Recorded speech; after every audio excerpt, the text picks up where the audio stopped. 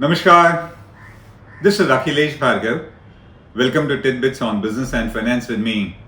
The World Bank had issued a report in June this year forecasting the impact of the COVID pandemic on the global economy during this financial year.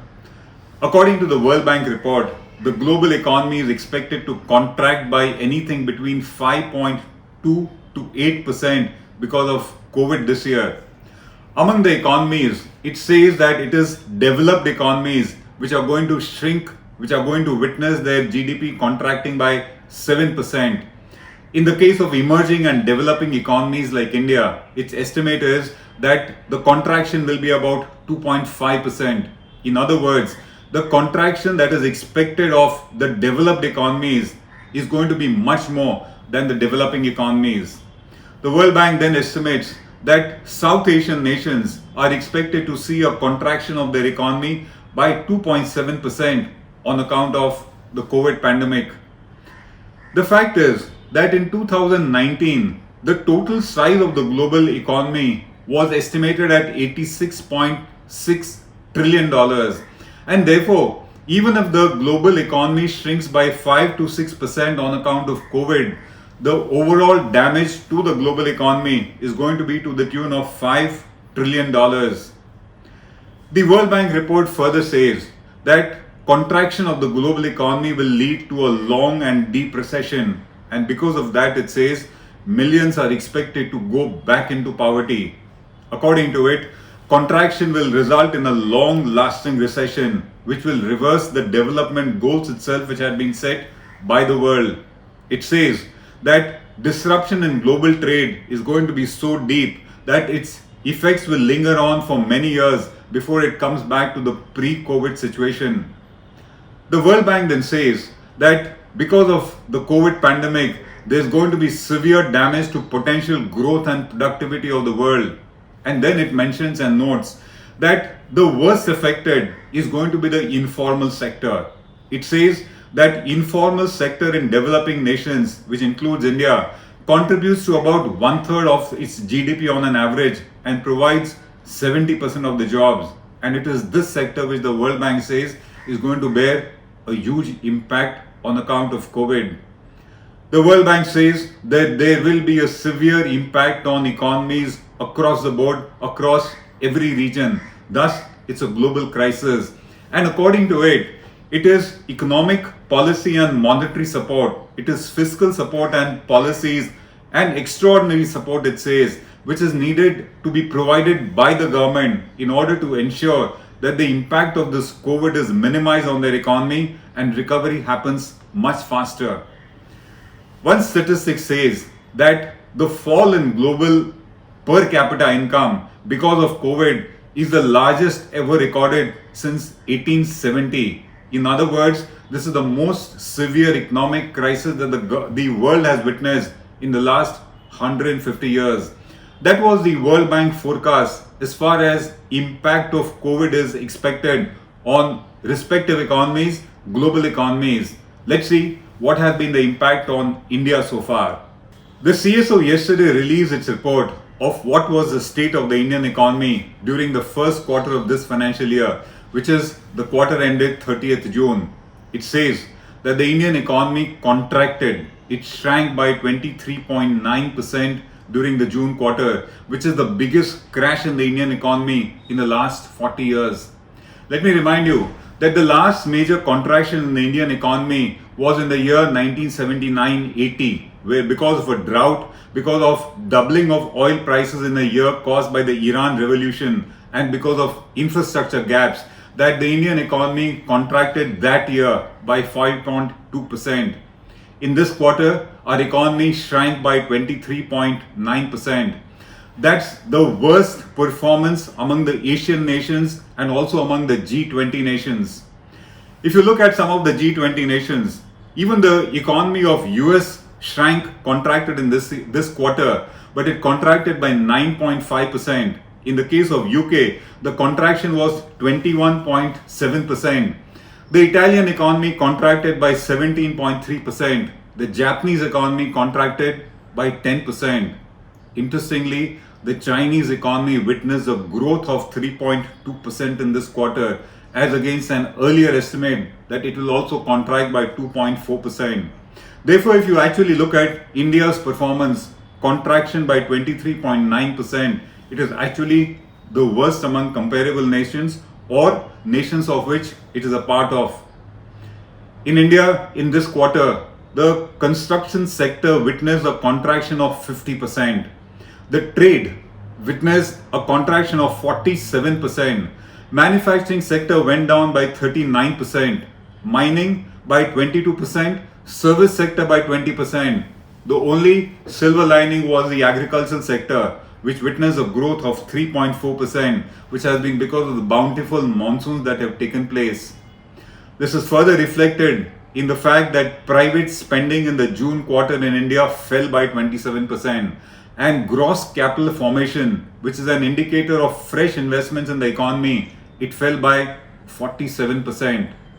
It is very clear that the uptick in growth that we witnessed in the month of June was purely because of the pent-up demand of April and May, and after that demand was met, it has actually fizzled out, and therefore continuing from quarter one, according to us, quarter two is going to witness another double-digit contraction of the economy.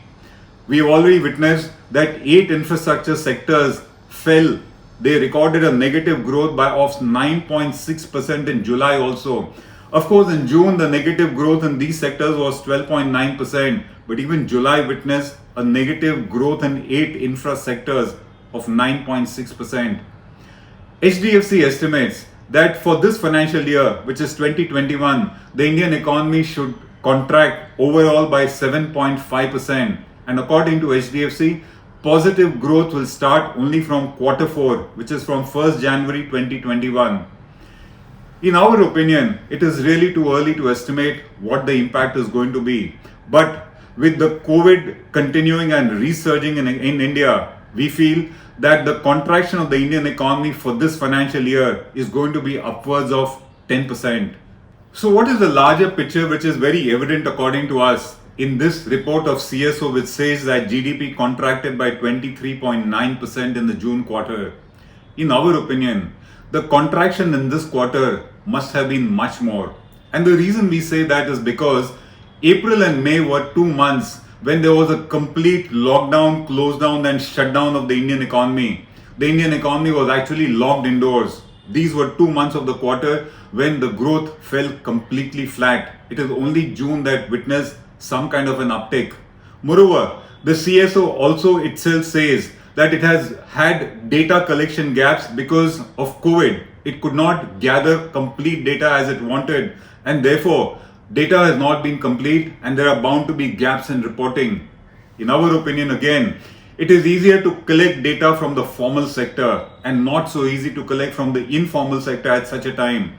And it is the informal sector which has been hit far more severe than the formal sector. And therefore, according to us, the contraction of the economy should be much more than this figure of 23.9%, which has been reported by the CSO. It is also very evident that the measures initiated by the government so far have not worked. Government expenditure during this quarter is reported to have shot up by 26.8%. By July itself, the government exceeded its entire fiscal target of this financial year, which is in 4 months already. The government's fiscal deficit target has already got exceeded. In other words, the government is spending, but this spending has not worked. The fiscal stimulus package also did not work. It was, according to us, anyway a farce, but it had little impact. It could not minimize the contraction of the economy, and neither did the monetary policy initiatives of the Reserve Bank or the interest rate cuts have any significant effect in order to arrest the slowdown, the contraction of the economy. In other words, according to us, the larger picture is that measures of the government have failed to resuscitate the economy and balance it or stabilize it. The present situation is that demand remains weak, job cuts continue, no tangible, suitable, durable recovery is in sight, and as we said, it is too early to assess the damage of COVID on the Indian economy. The year is going to witness a continuation of contraction of the economy. This was the larger picture. what is the true picture according to us? The true picture according to us is that this contraction of 23.9% is not just because of COVID. To us, it's an accumulation of the slowdown that has been happening in India year after year during the past 5 years and in the past 5 quarters in particular. The last 5 years have witnessed India's GDP growth falling by 1 percentage point every year. From 8 it became 7, it became 6 thereafter, then it became 5 and then it became 4 in the financial year 2019. And now because of COVID, it has only got accentuated further. Therefore, if we have witnessed such a sharp contraction of the economy, it's not just because of COVID, it's because the economy was already slowing down and the COVID only slowed it even much further. It was a weak economy which has got damaged even much more because of COVID, and that's the reason why we are witnessing this kind of a contraction. This is Akhilesh Bhargav signing off till we meet again. Namaskar. Now be the first to know about the latest updates on our new news app. Go on your Android or iOS, search for HW News Network. Download our app, choose the language you prefer to get updates in, and be up to date with the latest news. If you like this video, please share it, and we would love to hear your comments in the comments section down here. Also, please do like our Facebook page and follow us on Twitter to get minute-to-minute news updates. For more such shows and videos, subscribe to our YouTube channel.